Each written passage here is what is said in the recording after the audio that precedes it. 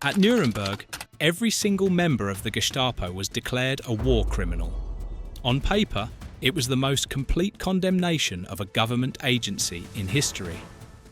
But within 10 years, hundreds of those same men were back behind desks, not in hiding, not underground, but employed by the CIA, by West German intelligence, by NATO's own spy networks.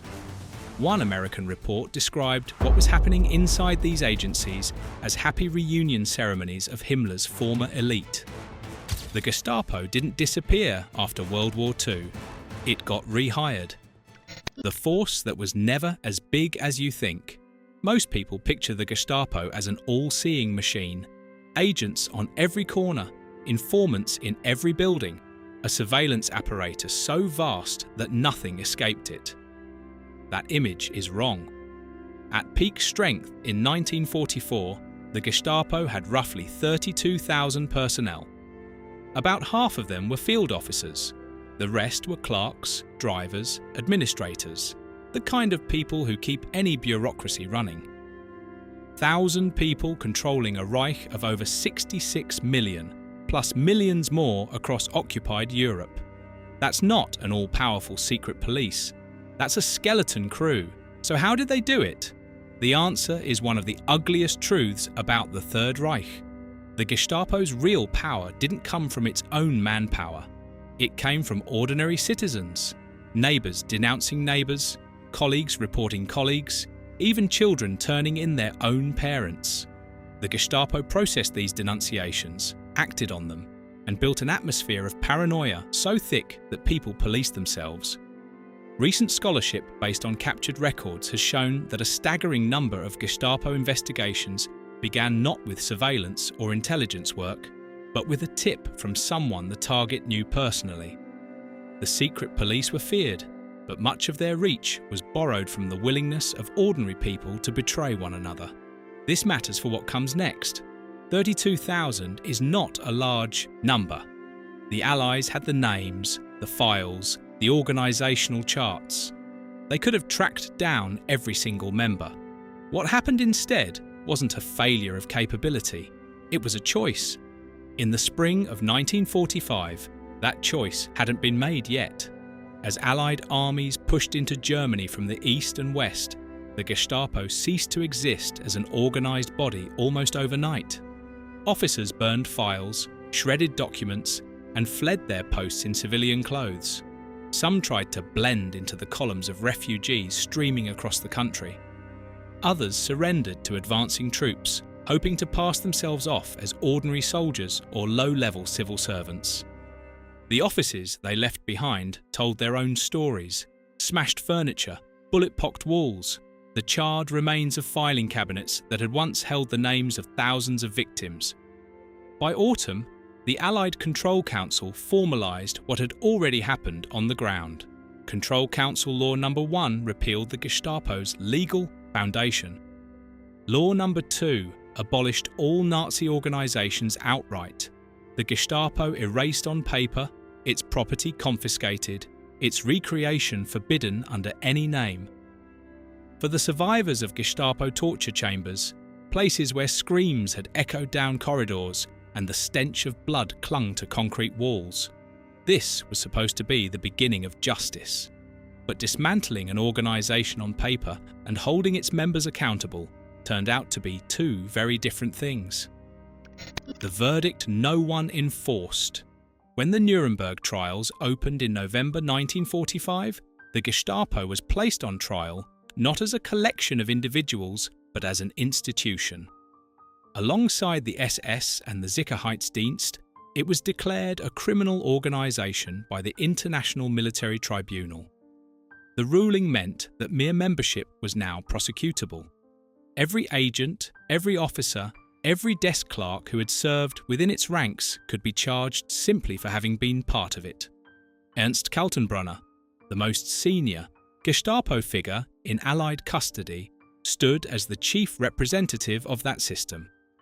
As head of the Reich Main Security Office, which controlled the Gestapo, he was held accountable for the interrogations, the executions, the deportations that had fed the Nazi camp system across Europe.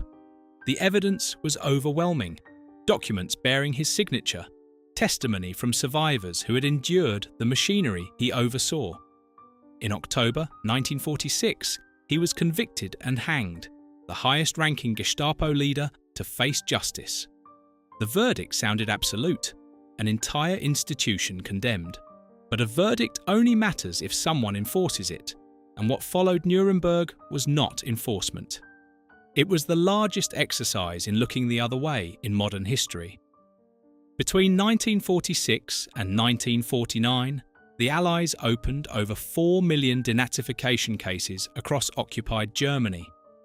The system was designed to classify every citizen according to their involvement with the Nazi regime, from major offenders down to followers, and the fully exonerated. In theory, it should have caught every Gestapo agent the tribunal had just declared criminal. In practice, it collapsed under its own weight. Roughly 95% of all cases ended with the subject classified as a follower or exonerated entirely. Former Gestapo officers sat before local tribunals and claimed they had been filing paperwork. They said they were following orders. They described their work as routine police duties, no different from what any officer might do in any country. The tribunals, overwhelmed by the sheer volume of cases and lacking the resources to investigate each claim, took them at their word. The system designed to purge Nazis from public life became a machine for rubber stamping their return. Thousands of men who had enforced state terror under Hitler walked back into civilian life with clean papers and clear records. Many walked straight back into government jobs, into police departments, civil administration, even intelligence, work. If you're finding this hard to believe, hit subscribe, because the story only gets darker from here. The happy reunion. Everything described so far could be chalked up to negligence, an overwhelmed system, too many cases, not enough investigators. But what happened next wasn't negligence. It was active recruitment, and it's where the hook's promise starts paying off. Reinhard Gehlen had served as head of Wehrmacht intelligence on the Eastern Front during the war.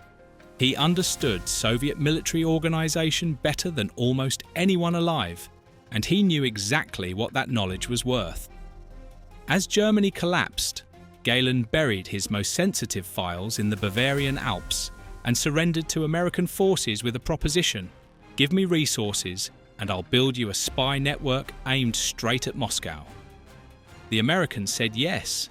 The CIA bankrolled what became known as the Gehlen Organization, a West German intelligence operation designed to gather information on the Soviet Union during the earliest and most paranoid years of the Cold War. The question was who Gehlen would hire to staff it. The answer should have been predictable. He hired the people he knew, and the people he knew were former SS and Gestapo officers.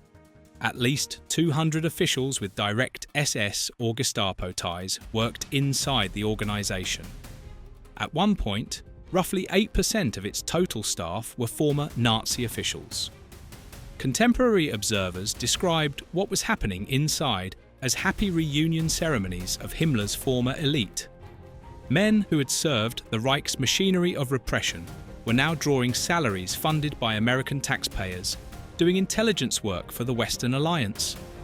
The Gehlen Organization didn't remain a temporary arrangement. In 1956, it was formally absorbed into the newly created Bundesnachrichtendienst, the BND, West Germany's official foreign intelligence service. The infrastructure of Nazi intelligence didn't just survive the war, it was folded directly into the Western Cold War apparatus, with American money and American blessing.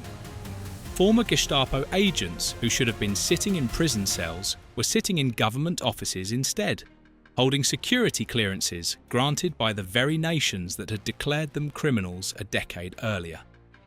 The Gehlen Organization was built on a calculation that former Nazis were useful enough to overlook their crimes. But there's one case where the United States didn't just overlook a war criminal's past. They actively lied about him, hid him from Allied prosecutors, and smuggled him out of Europe entirely. And what he did next was worse than anything he'd done for the Gestapo. The butcher's second career. To understand how former Nazis escaped Europe, you first have to understand the ratlines. Popular culture credits a single shadowy network called Odessa, a kind of underground railroad for war criminals, coordinated from the top by former SS leadership. The historical reality is messier and, in some ways, more disturbing. There was no single mastermind. Instead, there were overlapping networks. Catholic clergy who provided false papers through Vatican channels, intelligence officers who traded favours for information, sympathetic civilians who ran safe houses along routes stretching from Austria through Italy and into South America. Some escapees arranged their own passage. Others were handed off from contact to contact like packages moving through a postal system designed by people who would never face consequences for what they were delivering. The effect was the same regardless of the route. Men responsible for mass murder ended up in Argentina, Brazil, Syria and Bolivia under assumed names, living quiet lives funded by stolen wealth or sympathetic networks. But not all of them ran on their own. Some were hand-delivered by the very intelligence agencies that were supposed to be hunting war criminals. And the worst case is the one the United States eventually had to admit. 2. Klaus Barbie served as the Gestapo chief in Lyon, France, from 1942 to 1944. His nickname was the Butcher of Lyon, and he earned it. Barbie personally directed torture sessions in the basement of the Hotel Terminus, the Gestapo's Lyon headquarters. Survivors described him as a man who took visible pleasure in inflicting pain, who would beat prisoners with his own hands, who used electrodes and water torture, who broke bones methodically while asking questions he already knew the answers to. He oversaw the deportation of hundreds of Jews from the Lyon region, including 44 Jewish children sheltered at a children's home in Isieux. Those children were sent to Auschwitz. None of them survived. France convicted Barbie of war crimes in absentia, first in 1947, then again in 1954. Both times, the sentence was death. But France couldn't carry out the sentence because France couldn't find him. And the reason France couldn't find him is that the United States Army's counterintelligence corps had already hired him. American intelligence officers valued Barbie for the same reason they valued so many former Nazis. He had information about communist networks in Europe, and in the early Cold War, anti-communist intelligence was the currency that bought forgiveness for almost anything. When French authorities demanded Barbie's arrest, American officers knowingly lied about his whereabouts. They told the French they didn't know where he was. They did. He was on their payroll. Then they smuggled him out.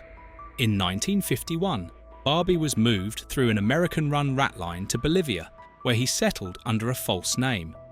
The US Justice Department admitted all of this publicly in 1983 after an investigation that left no room for denial. But Barbie's story didn't end with escape. It got worse. In Bolivia, Barbie reinvented himself as a security consultant. He trained Bolivian security forces in the techniques he had perfected as Gestapo chief: interrogation methods, counterinsurgency, tactics, the mechanics of political repression. He is suspected of direct involvement in the 1980 Garcia Meza coup, a military takeover backed by paramilitary death squads that plunged Bolivia into a period of brutality and political murder. A straight line runs from Gestapo headquarters in wartime Lyon to Cold War state terror in Latin America. The United States didn't just fail to punish a war criminal.